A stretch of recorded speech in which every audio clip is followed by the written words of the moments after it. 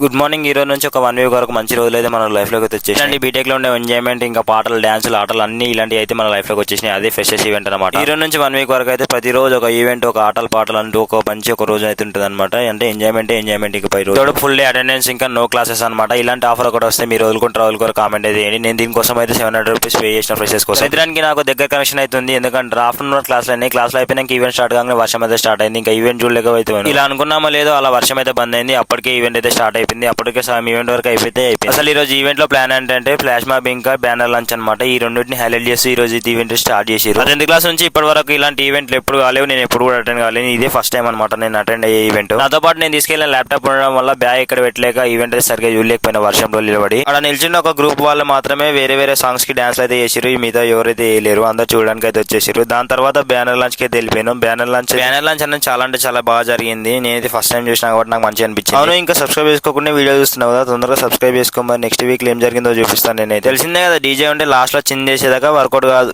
ఈ రోజుకైతే ఇంతే వీడియో.